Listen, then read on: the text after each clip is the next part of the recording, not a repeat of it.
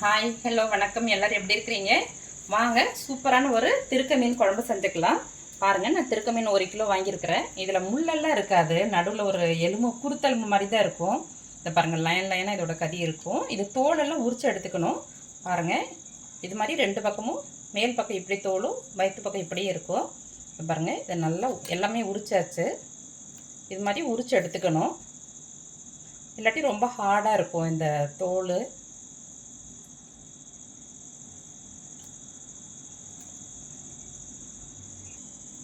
பாருங்கள், இது கொஞ்சம் உரிக்கிறதுக்கு அழுத்தமாக இருக்கும். தோல் பாருங்கள் எவ்வளோ அழுத்தமாக இருக்குன்னு. அதனால் இதை குழம்புல போட முடியாது. இது மாதிரி எல்லாத்தையும் நம்ம உரித்து எடுத்து வச்சாச்சுங்க. நம்ம கடையிலே உரித்து வாங்கிக்கலாம். இப்போ வாங்க திருக்க மீன் குழம்பு எப்படி செய்யுதுன்னு சொல்லி பார்த்துக்கலாம். இப்போ அடுப்பு ஆன் பண்ணி நம்ம சட்டி வச்சாச்சுங்க. இதில் ஒரு 3 ஸ்பூனு நல்லெண்ணெய் சேர்த்துக்கலாம். இது நல்லெண்ணெயில் தான் நம்ம செய்ய போகிறோம். ஏன்னா இதில் பூண்டு மிளகெல்லாம் நிறையா சேர்ப்போம். அந்த சுறா மீன் குழம்பு மாதிரியே திருக்க மீன் குழம்பும் செய்வாங்க. அதோட ஸ்மெல் இல்லாமல் இருக்கிறதுக்காக வேண்டி சுறா மீனில் வந்து மிளகு இடித்து பூண்டெல்லாம் இடித்து போடுவாங்க. அது மாதிரி திருக்க மீன் குழம்பு செஞ்சால் ரொம்ப நல்லாயிருக்கும். எண்ணெய் நல்லா காயட்டும். நம்ம 1 ஸ்பூனு வெந்தயம் சேர்த்துக்கலாம். வெந்தயம் நல்லா பொன்னிறமாக பொரிஞ்சு வரட்டும். பாருங்கள், இது வீட்லேயே ஆட்டின நல்லெண்ணெய், அதனால் நுரைச்சிக்கிட்டே இருக்குது. நமக்கு வெந்தயம் ப்ரௌன் ஆகிறது தெரியல. இன்னுமே நல்லா கொஞ்சம் பொன்னிறமாக வரணும். வெந்தயம் கொஞ்சம் பொரியட்டும். பாருங்கள், நல்லா பொன்னிறமாக வெந்தயம் பொரிஞ்சிருச்சு. ஆனால் கருகிடக்கூடாது. நல்லா 1 கப்பு சின்ன வெங்காயம் பொடியாக நறுக்கி வச்சுருக்கேன். கூடவே 2 கப்பு கருவேப்பிலை வச்சுருக்கேன்.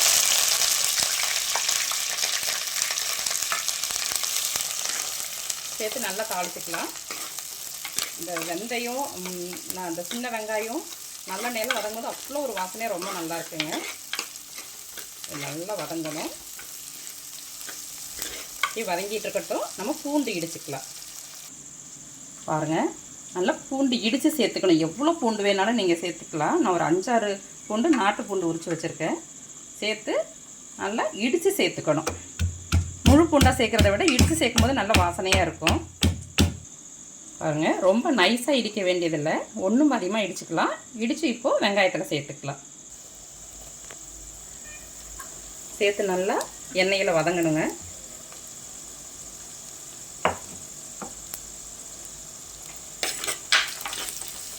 அது கூடவே 2 கீரின பச்சை மிளகாய் சேர்த்துக்கலாம். நல்லா கீரி சேர்த்துக்கங்க. அந்த மிளகாயோட ஃப்ளேவர் வந்து ரொம்ப நல்லாயிருக்கும் இந்த மீன் குழம்புல. எல்லா மீன் குழம்புலையும் நம்ம மாங்காய் போடுவோம். இந்த சுறா மீன் குழம்பு, திருக்க மீன் குழம்புல எல்லாம் மாங்காய் சேர்க்க மாட்டோம். இது வந்து முள்ளெல்லாம் அதிகம் இல்லாமல் கறி குழம்பு மாதிரியே தாங்க இருக்கும். அந்த பீஸ் வந்து கறி மாதிரியே தான் இருக்கும். மீன் வந்து முள்ளெல்லாம் இருக்காது. குழந்தைங்கெல்லாம் நல்லா சாப்பிடலாம் இந்த மீனை. வதங்கட்டும். இன்னும் 2 நிமிஷம் வதங்கட்டும். அது கூடவே ஒரு 1/4 ஸ்பூனு மிளகு சேர்த்து நம்ம இடித்து சேர்த்துக்கலாம். நம்ம இது மாதிரி மீன் குழம்புல மிளகு இடித்து சேர்க்க மாட்டோம். ஆனால் இந்த சுறா மீனுக்கும் இந்த திருக்க மீனுக்கும் நல்லா இது மாதிரி மிளகு இடித்து சேர்ப்பாங்க.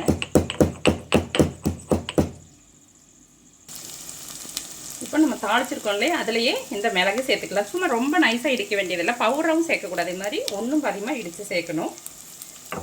இது நல்லா எண்ணெயிலே பொரிஞ்சிடும் இந்த மிளகு. பாருங்க, வெங்காயமும் ஓரளவுக்கு நல்லா வதங்கிடுச்சு. இப்போ வந்து நம்ம பொடியாக நறுக்கின தக்காளி 3 சேர்த்துக்கலாம்.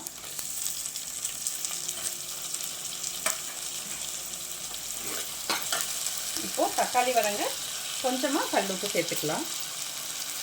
குழம்புக்கெல்லாம் சேர்க்கல, கொஞ்சமாக சேர்த்துருக்கேன் தக்காளி வதங்க.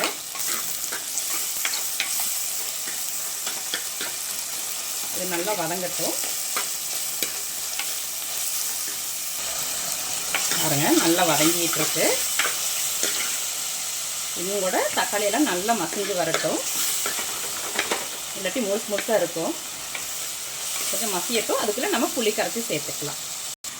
நான் 1 கிலோ திருக்க மீன் எடுத்துருக்கிறேன். அதனால் ஒரு பெரிய லெமன் சைஸுக்கு புளி எடுத்து கரைச்சிக்கிறேங்க.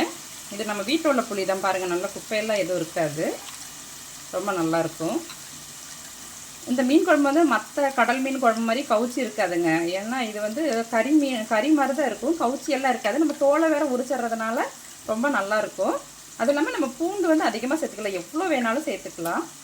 இந்த குழந்தை பிறந்தவங்களுக்கெல்லாம் இந்த மீன் வந்து செஞ்சு கொடுப்பாங்க. சுறா மீன் கொடுப்பாங்க இல்லையா, அதே மாதிரி இந்த மீனும் கொடுப்பாங்க. நல்லா ரத்தம் ஊறும்பாங்க இந்த மீன். பாருங்கள், நல்லா கரைச்சாச்சு. பாருங்கள், நல்லா வதங்கிருக்கு. இந்த பச்சை மிளகாயோட ஃப்ளேவர், பூண்டு, வெங்காயம் எல்லாம் சேர்த்து ரொம்ப நல்லாயிருக்கு. இப்போ வந்து நம்ம மசாலா சேர்த்துக்கலாம். நான் ஒரு 1/4 ஸ்பூனு தனி மிளகாத்தூள் சேர்த்துக்கிறேன். நம்ம குழம்பு மிளகாத்தூள்லேயே மிளகாத்தூள் இருக்குது, கொஞ்சம் காரம் கம்மியாக இருக்கும் அப்படிங்கிறதுனால நம்ம மீன் குழம்பு கறி குழம்புக்குலாம் கொஞ்சம் காரம் சேர்ப்போம் இல்லையா, அதனால் கொஞ்சம் சேர்த்துக்கிறேன்.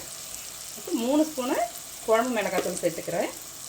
நீங்கள் மீன் குழம்புக்கு வீட்டில் என்ன மசாலா சேர்த்தீங்களோ அதை சேர்த்துக்கோங்க. இது மாதிரி குழம்புக்கு மசாலா இருந்துருச்சுன்னா ரசம் வைக்கிற மாதிரி தாங்க, ரசம் வைக்கிற நேரம் தான் ஆகும் நமக்கு குழம்பு வைக்க. அடுத்து சிம்மில் வச்சுட்டு மசாலா சேர்த்துக்கோங்க, இல்லாட்டி கரிஞ்சிரும். இப்போ கொஞ்சமாக தண்ணி சேர்த்துக்கலாம். கொஞ்சமாக சேர்த்துக்கலாம். இப்போ நம்ம புளி தண்ணி சேர்க்க போகிறோம். புளி தண்ணி வடிகட்டி எடுத்துக்கலாங்க.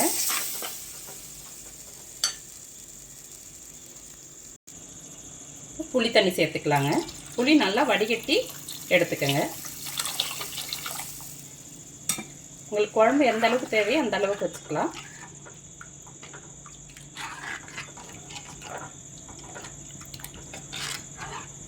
பாருங்க, நான் இன்னும் கொஞ்சம் புளி தண்ணி கரைச்சி எடுத்துக்கிறேன். கொஞ்சம் சேர்த்துக்கலாம்.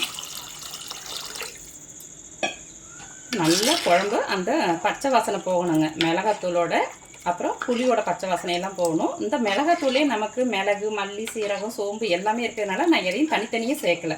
இந்த மசாலா இருந்துட்டுனா மீனும் நமக்கு நல்லா க்ளீனாகி ரெடியாக இருக்கிறதுனால அரை மணி நேரத்துலேயே மீன் குழம்பு நல்லா சூப்பராக வச்சிடலாங்க. இப்போ நல்லா கொதிக்கட்டும். முதல்ல கொஞ்சம் தான் உப்பு சேர்த்துருக்கோம், நீங்கள் பார்த்துக்கிட்டு உப்பு சேர்த்துங்க. குழம்பு கலவை உப்பு சேர்த்துங்க, நான் கொஞ்சமாக சேர்த்துக்கிறேன். பாருங்கள், ஒரு கிட்டத்தட்ட ஒரு 10 நிமிஷம் நல்லா கொதிச்சிருக்கும். நல்லா கொதித்து அந்த பச்சை வாசனை, புளியோட மிளகாத்தூளோட பச்சை வாசனையெல்லாம் போகணும். நான் வந்து குழம்பு மசாலா தூள் வீட்லேயே அரைச்சது போட்டிருக்கேன். உங்களுக்கு இல்லாட்டியும் நீங்கள் அரைச்சி கூட சேர்த்துக்கலாம். எப்போதும் மீன் குழம்புக்கு அரைச்சி சேர்ப்பீங்க இல்லையா, அது மாதிரி அரைச்சி சேர்த்துக்கலாம்.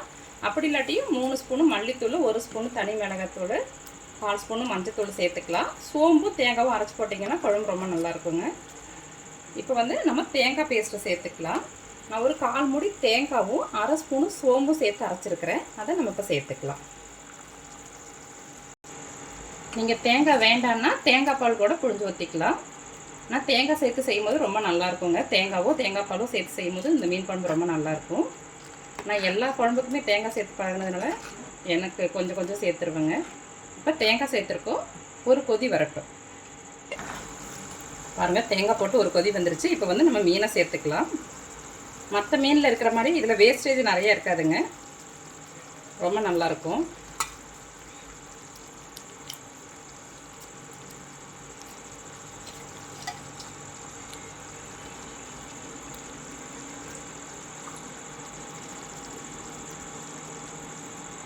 போட்டு மீன் சேர்த்தது பிறகு ரொம்ப போட்டு கிளறக்கூடாது.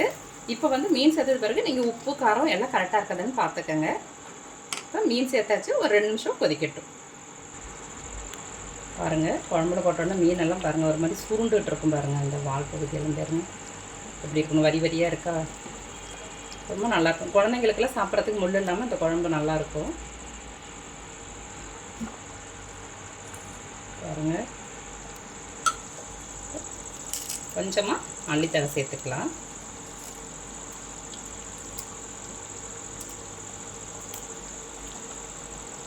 ரொம்ப நேரம் கொதிக்க வச்சோன்னா மீன் உடஞ்சிரும். அதனால் கரெக்டாக பார்த்து இறக்கிக்கங்க.